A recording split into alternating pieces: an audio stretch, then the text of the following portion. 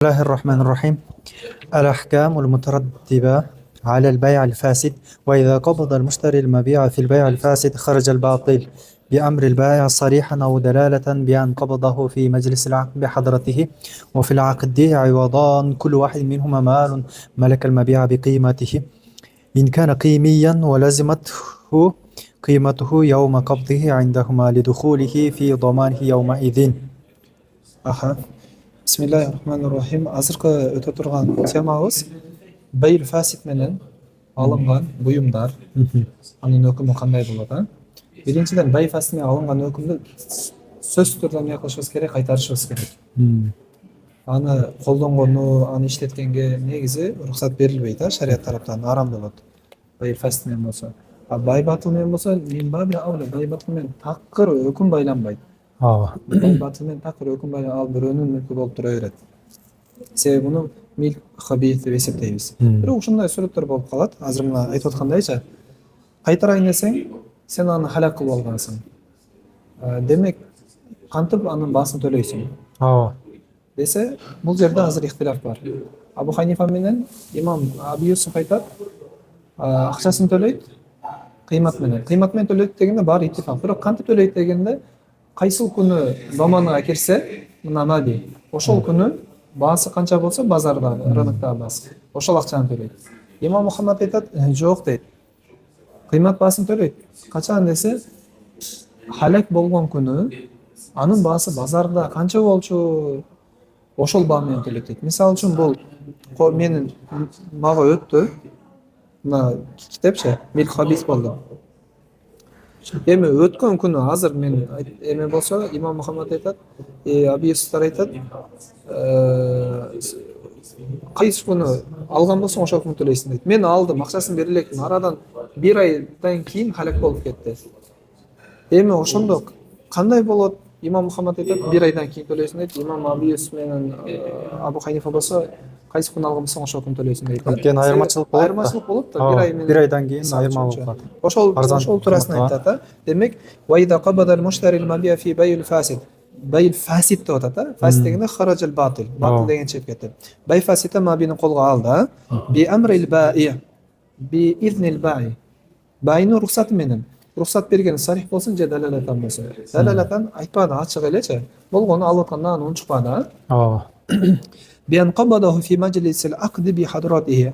Yani dalalatan degени кандай десе, мисал, аны колго алды, акт мажлисинде, жанында алды, ал айтпады да, алыр же рухсат бердим дебеди. Ва фил aqdi wadan. Эми бай фасид эме кылды да, бул бай фасид экенин билдириш үчүн акытты караса, экөө тең эки ивад бар экен. Кулу вахид минхума малин. Ар бири мал экен. Демек, асылы бар экен. Асыл дегенде неге көңүл бурабыз? Мабин өзгө көңүл бурабыз. Мал мутакаввам болсо, эки тараптан тең. Анын асыл дегенде баягы мутаакидайндерге көңүл бурабыз. Мутаакидайндер балик болсо, мисалы, акыл болсо, демек ушул бай болуп эсептелине берет. Бирок кээ бир шарттардын себебинен бай фасид болуп калат. Кээ бир шарттардын себебинен. Малекел маби. Демек, мабиге ээ боло берет. Кантип ээ болот? Би кыйматихи инкана кыймиян. Эгерде кыймат менен ээ болот, ал маби кыймий болгон болсо, валазиматху кыйматуху, ал мабинин кыйматы милдет болот муштариге. Яума кабдихи индахум. Жана мен айтканым. Имам Абу Ханифа шейхайндар эмне дейт?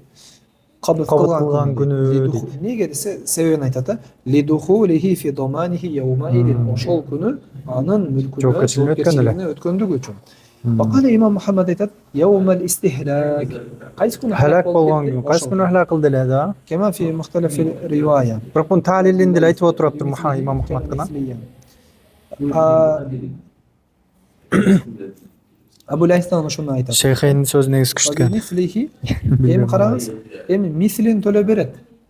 Эгерде наби мисли болгон болсо, мислин төлөп берет. Өзү асыл мислини төлөп бериш бул асыл. А качан асылыны мүмкүн болбой калса, анда кыйматын эме кыласың. Ва хада иза кана халикан. Качан бул наби халак болгон сүрөтүндө. Ау таадара раддуху же болсо халак болгон сүрөтү бар, анан кайтаруу мүмкүн эмес болгон сүрөтү бар. Башка бирөөгө сатып берди. Себеби мындай деген эреже бар да биздечи. Табаддулул милк табаддулил айн.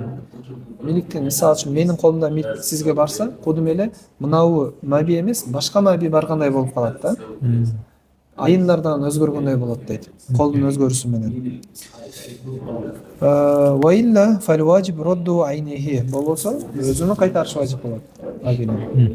Окуй бериңиз. ولكل واحد من المتعاقدين فسخه قبل القبض وبعده ما دام بحاله ولا يشترط فيه قضاء قاضي. Эми мутаакидайндердин ар бириге, яни ликулли вахид деп атат го. Аля кулли вахидин, яни рухсат эмес. Алардын ар бириге милдеттүү түрдө сооданы фасх кылыш керек. Мейли кобут болсун, кобуттан алдын болсун, же болбосо кобуттан кийин болсун.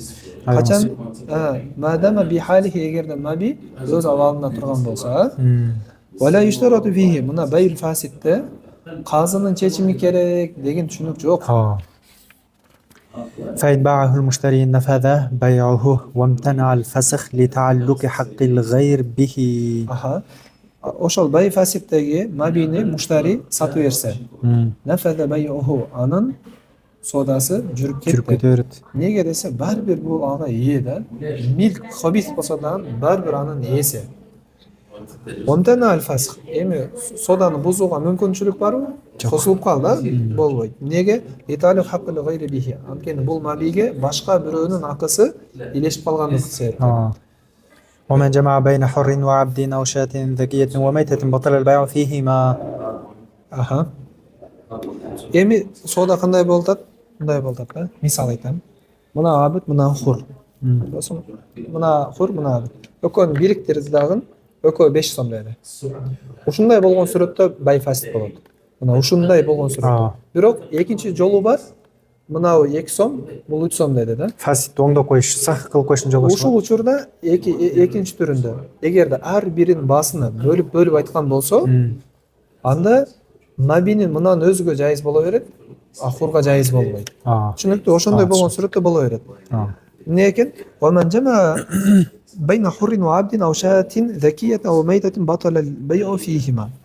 Демек, хур адам менен абидти экөөнү чогултуп бир бааны айтсаң, же болбосо адал эт менен арам эт да. Экөөнү чогултуп бир бааны айтсаң, соода батыл болот. Буларда экөөнү тең батыл болот. Сооданы оңдоп кетүүгө уже мүмкүнчүлүк жок. قال في الهيان بيع هذا على وجهين إن كان قد سمى لهما ثمنا واحدا فالبيع باطل بالإجماع. Не дейт? Мунун эки жолу бар дейт, Эгерде жана мен айткандай, ал экөөсүнө бир бааны айтса, анда иттифакон бул батыл дейт. Бул жерде алымдар ихтилаф жок бул маселеде дейт да. Экинчи эмеси бар. Ва ин самма ликулли вахидин минхума саманан аля. Өз-өзүнчө баа койсо, өз-өзүнчө баа койгон болсо, мына өлүп калган малдын этиги 500 сомдон, адал союлган малдын эти 1000 сомдон. Ар бириге өз алдынча коюлган болсо, анда жүрүп кете берет. Жүрүп кетет, берки адал койду. Адал койду. Аранда адал койду жүрүп кете берет. Ишо кул менен хурдудан ошентип байлаган болсо, кул да жүрүп кете берет. Бул сахибайындардын көз карашында. Абу Ханифа эмне дейт? Жок, ошондо да жүрбөйт дейт, Бул жанакы биринчи эле сүрөттөгүдөй кылып атат. Факадалика инда Абу Ханифа. Абу Ханифанын да ушундай эле бөлсүн бөлбөсүн айырмасы жок. Сахабайындар айтат: "Жазал бай фил абди ва такияти ва батал фил хурри вал майтати." تفضل. قال في اليانا بيع وإن سمى لكل واحد منهما ثمنا على حدة فكذلك عند أبي حنيفة. وقال جاز البيع في العبد والذكية وبطل في الحر والميتة. أيتر أزرق لا يتكن سوزا.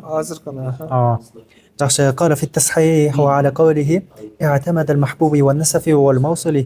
أيتر شو تصحيح؟ أبو حنيفة سوزن قلدب ترى. أبو حنيفة سوزن قلدب ترى محبوبي نسفي موصلي بول تصحيح تيجن قدرة الشرخة.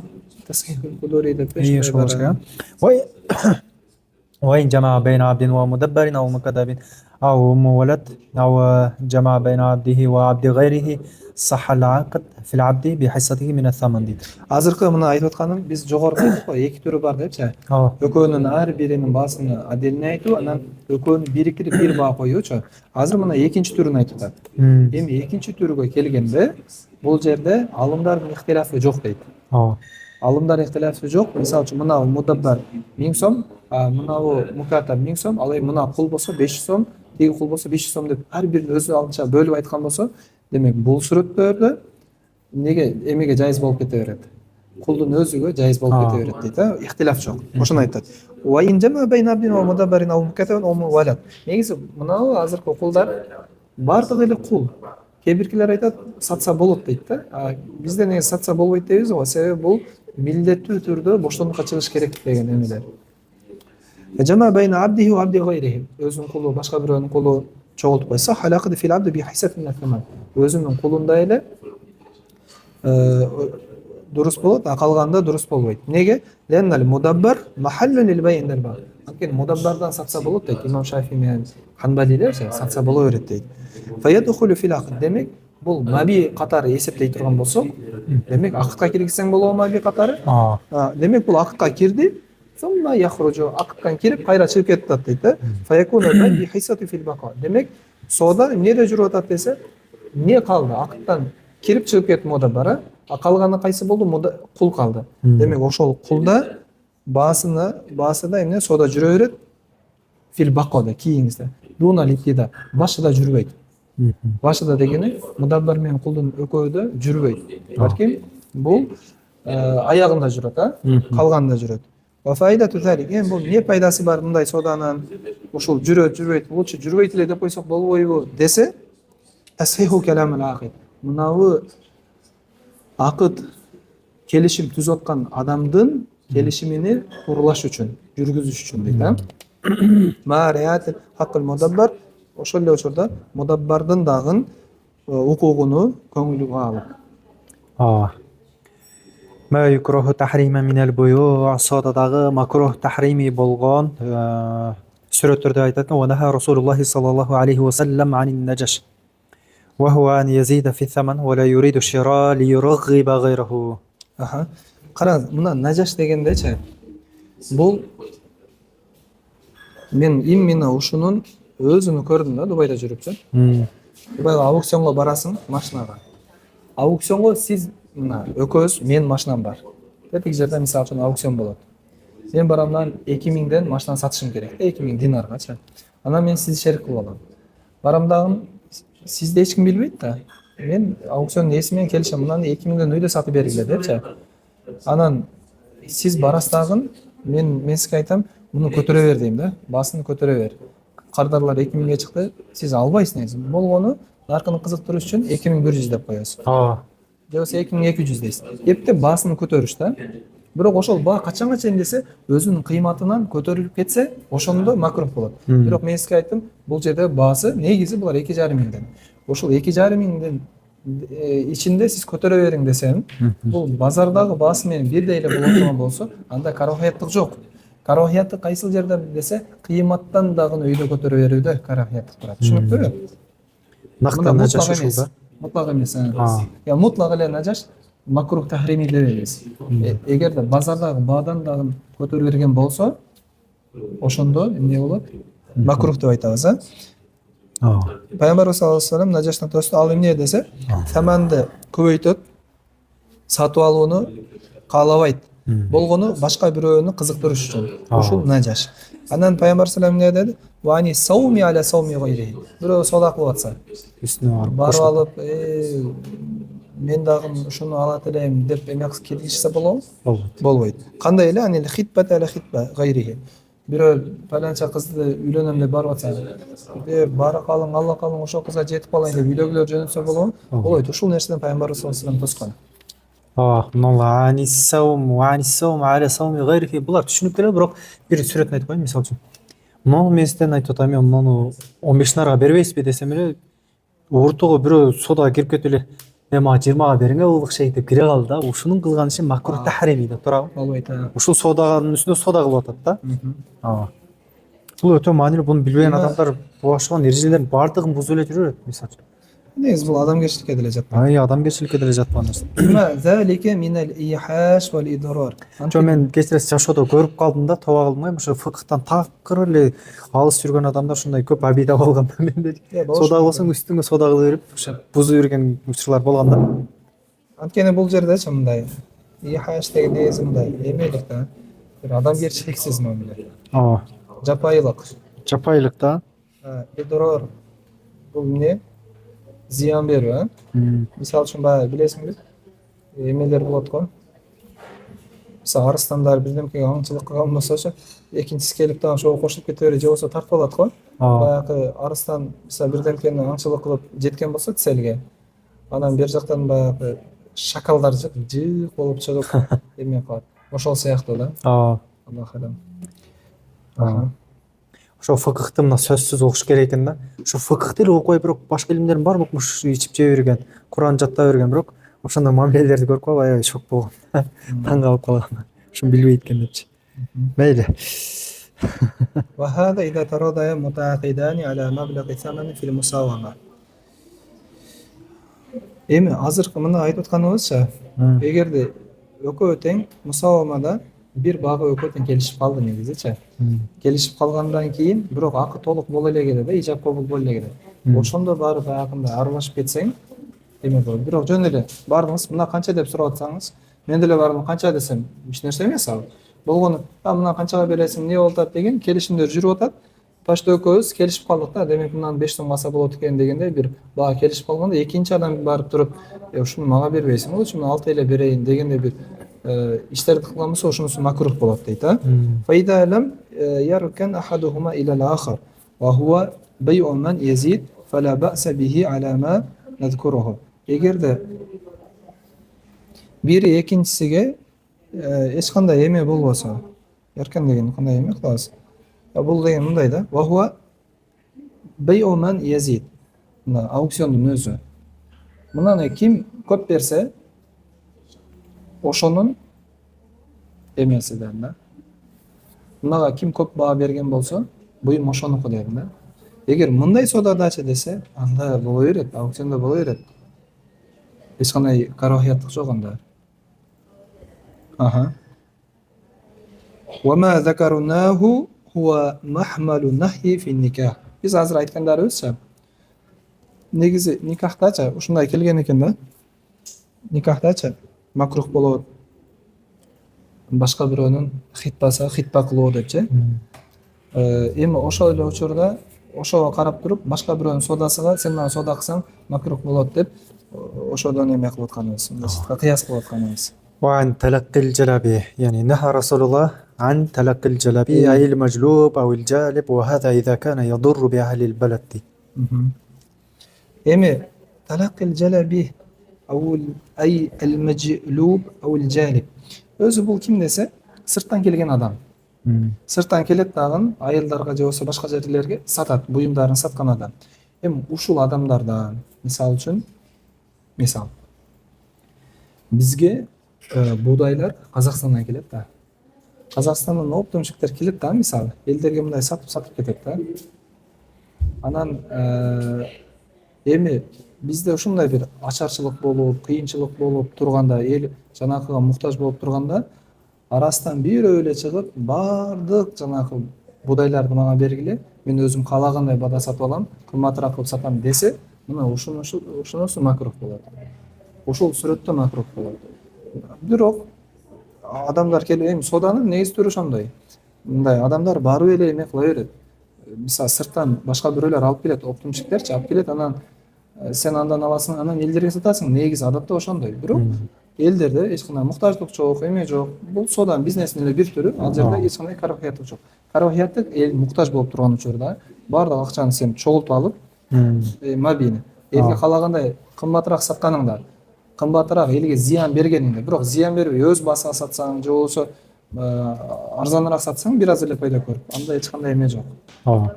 فإن كان لا يضر فلا بأس به. إلا إذا لبس السعر على الواردين لما فيه من الغرر والضرر.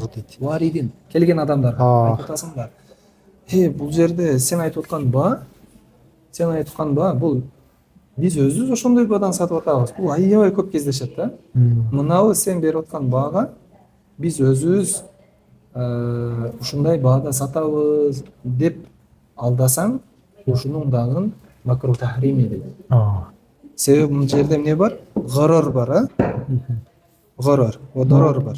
Себеби тиги адамга зыяндуулук бар да, арзан сатып атат. Туурабы? وبيع الحاضر وهو المقيم في المصر والقرى للبادي وهو المقيم في البادية لأن فيه إضرارا بأهل البلد ديت. Bayil hadir бул кандай десе, бул мынабы дыйканчылар барбы? Дыйканчылар дыйканын түшүмүнө терип келсе, анан сен бер жактан чыктың дагы местный болупчу. Мен сенин атыңан сатып берем дедиң дагы элге кымбатыраак саттың. Элде муктаждык бар эле, элге зыян берип атасың. Ушундай зыян болсо бул да болот. Койт сен өзүң сатып ал, жогоруда өзү сатып алат эле. Талакил жалаби деген өзү сатып алат. Бул жердечи, бул жерде сатып албайсың. Болгону анын атынан сен вакил болуп сатасың кымбатыраак. Тек койгону сен буга вакил болбой койгонуңда, бул өзү арзан сатып эле кетет эле. Элге пайдасын жеткирет эле. Ошондой зыян берсе болбойт да. Ва хуа ал-муқим фил миср лил бади деген ва хуа ал-муқим фил бадия. Яна фихи идрарун би ахли ал-балад. Бул жерде элдин каны соросун дейт да. Ошондой. Андай болсо болбойт да. Шарх Тахави менен Хидаяда дагы не Ушун сүрөтүн айткан. Тахави ээрчиптир, сүрөтүн айтып окуйын, караң. Айякуна ахлул балад фи кахтин. Ачарчылыкта. Эли. Ва хуа ябиу мин ахлил бадуи. Ал мына ахлил бадуиден местный адам сатып берет экен. Туман фи саманил гали. Кымбатыраак баа кылыпчы. Ва ала хада мына ошол сүрөткө көрө аллам бимана мин, ай минал бади деген мааниде экен, бадиден. Бул жерде бадиден алып сатып берет экен, бадиден алып сатып берет экен. Кал ал-Халванинин сүрөтү болсо бул мындай дейт. Ан яжи ал-бади бит-таам ила al-Misr. Шаарга тамак алып келет. Фала ятрукуху ас-симсару ал-хадир ябиуху бинafsihi бал يتوكل عنه ويبيعه ويغلي على الناس ولو تركه لا رخص على الناس. Харвани мына ошол жакшы айттыра. Мисирге тамак алып келет. Аны таштап койбойт дейт да ортомчулары, симсарлар. Местный симсарлар таштап койбойт. Аны эмне кылат, өзү сатат, балким андан өзү сатат. Кандай десе, андан вакил болуп сатат. Мен сенин вакилиңмин деп, Ваябиуху ва югли аля нас. Аны адамдарга кымбат сатат. Эгерде ушул ишти кылбаганда, таштап койгондо, анда тиги адамдарга арзан сатат эле дейт, Бул ачкачылыкта болсо. Токчулукта болсо айырмасы жок, токчулук бизнесте болчу. وعلى هذا قال في المجتبى هذا تفسير أصح كذا في الفايد. شو aytilgan تفسير توراراق deydi. Okuyarınız. وعن البيع عند أذان الجمعة الأول وقد خص منهم من لا جمعة عليه. Cuma'da iki azan var mı? Aa. Birinci azan mı, ikinci azan mı dese, birinci azandan başlap ele soda kılsa, al adamga sodası makruh bolot. Mına көрүп атасызбы? Карохият кайсыл жерде десе, соданын өзү да эмес негизи. Сөздөр акыт эмес, сырттан бул карохият. Анан бул ким үчүн десе, кимге жума милдеттүү адамдар үчүн. Азыр мен мисалы үчүн Бишкекке бардым дейли. Бир жумага. Мусапырга, бияктан бардым, кайра келдим. Мен Бишкекте мусапырмын. Муким эмесмин. Демек, мага жума милдеттүү эмес. Мен ошо жума учурунда сода кылсам дагы, мен кылган содам мен үчүн макрух эмес. Аялдар сода кылса, башкалар сода кылса, жаш балдар сода кылса, демек боло берет. Карохият жок аларга. Себеби аларга жума өзү милдет эмес. Ошентип ажыратып айтып койбосо, оптом эле бардыгын макрух болуп атат деш мүмкүн да, көрүлөр. Демек, азыр мына жерде азыркы айтылгандан кимдер таксис кылып чыгарабыз? Жума милдет болгон адамдарды таксис кылып чыгарабыз. Мусапирлер. وكل ذلك المذكور من قوله ونهى رسول الله صلى الله عليه وسلم إلى هنا يكره تحريما لصريح النهي ولا يفسد به العقد فيجب الثمن لا القيمة. Demek mına o aytılgandардын бардыгы Пайгамбарыбыз саллаллаху алейхи ва саллям тоскон. Ушуга чейинкилер бардыгы макрух тахрими. Неге десе, пайгамбар тоскондук себептен, муну менен акыт бузулуп кете десе, акыт бузулбайт. Акыт фасид болбойт. Демек, макрух менен фасидтин экөөнүн айырмасы, фасидте кыйма милдет болот, а бул жерде болсо саман милдет болот. Туурабы? ооба. Анан фасидте баъдал кобот, индал кобот милк сабит болсо, макрухта бимуджарродил акыт эме болот, сабит болот. Окуй бериңиз. ويثبت الملك قبل القبض لأن النهي ورد لمعنى خارج عن صلب العقد مجاورا له لا لمعنى في صلب العقد ولا في شرائط الصحة فأوجب الكراهة للفساد. Демек, Assalamu alaikum. ооба, пайгамбарыбыз саллаллаху алейхи вассаламдын айткан тоскондугу бул сулбул акытта болбоду дейт, а? Бул сулбул акыттан эмес, андан сырткаркы жерде болуп атат да. Сулбул акыттын өзүндө жок. Жана шароити сиххада дагы жок. Демек, карахият милдет болот, фасад эмес. والمراد من صلب العقد البدل والمبدل ديت. بدل من مبتلع عوضين كل واحد منهم مال بولتتا.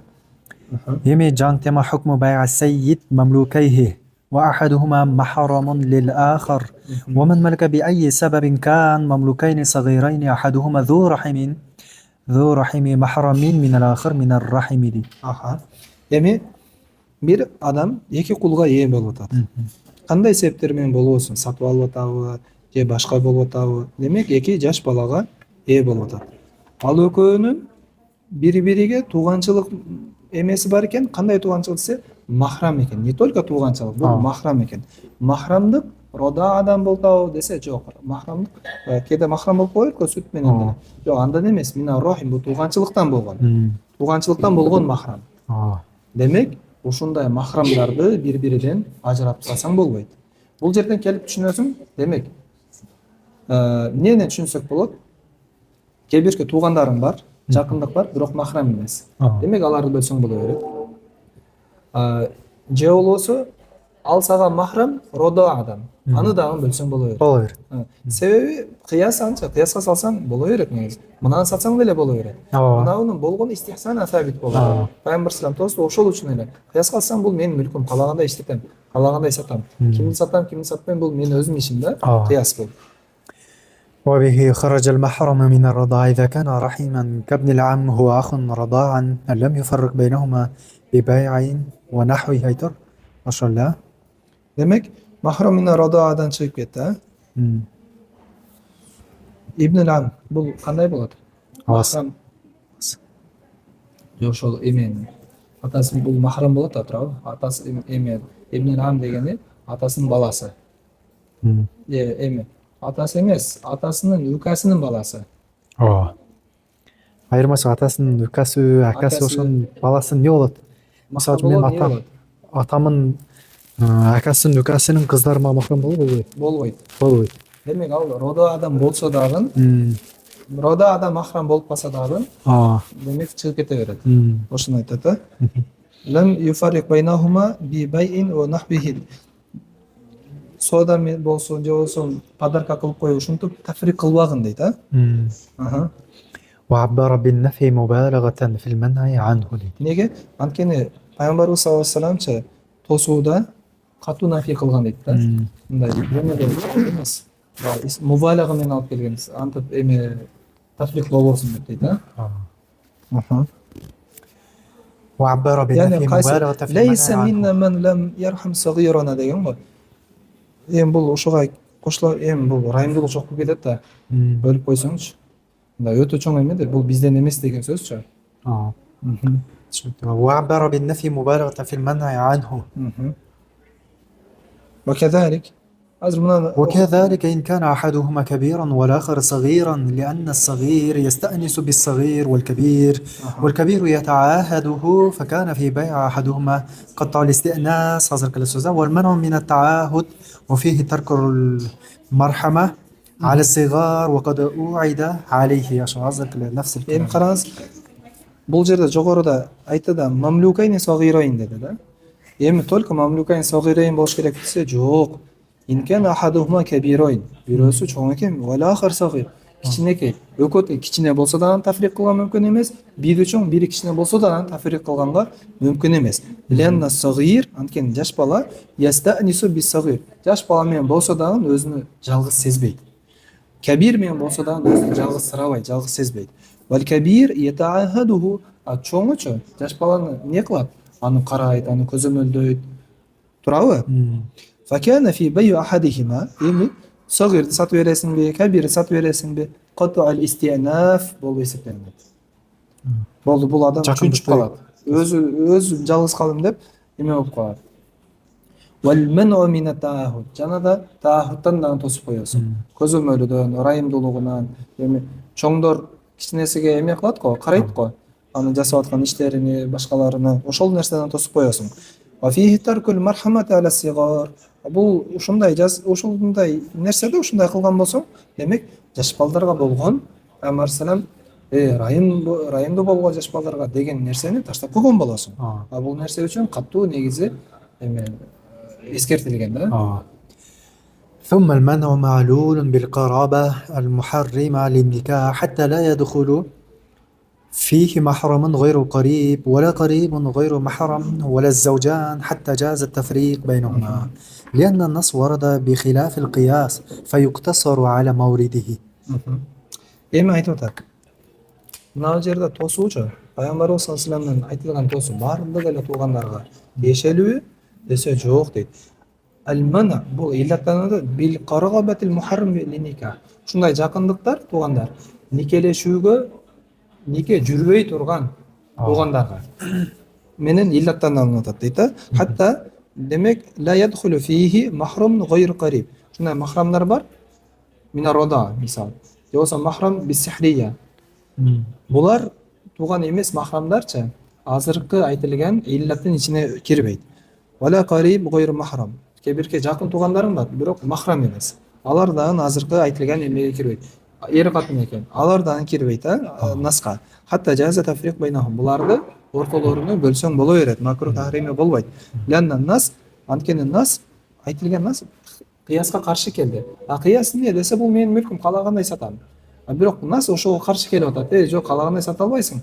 Мындай жерлерде ушул нерсени көңүл бур деп айтып атат. Фаюктасар аля мавридихи. Демек нас кайсыларды камтыган болсо, зу рахимин махрумин деди, болду. Ушунун өзүгө гана чектелет. Вала будда мин иштимаихима анан окуй في ملكه حتى لو كان أحدهما له والآخر لغيره لا بأس ببيع واحد منهما.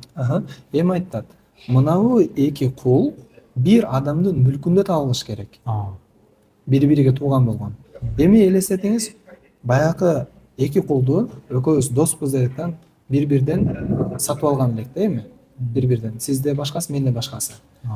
Ошол учурда сиз дагы сатсаңыз болот, мен дагы сатсам боло берет. Себеби бир адамдын мүлкүндө эмес да. А качан бир адам мүлкүндө болсо, ошондо мына манхи анху тосулган. ولو كان التفريق بحق مستحق فلا بأس به كدفع أحدهما بالجناية وبيعه بالدين ورده بالعيب لأن المنظور إليه دفع الضرر عن غيره لا الإضرار به. Эми бул жерде кеде ушундай болуп калат. Экөөнү ажыратууга милдеттүү болуп каласың да, мындайча айткандачы. Ажыратуу өтө зарыл болуп калган сүрөттөр бар. Ал кандай? Экөөнүн бирөөсү жинаят кылып койгон. Кабир мисал жинаят кылып койгон. Ошол жинаяты үчүн аны тафрик кылсаң болот. Ушундай жинаят кылды, мейли. Ошонун ордуна мынаны алгыла. Кандай жинаят ал?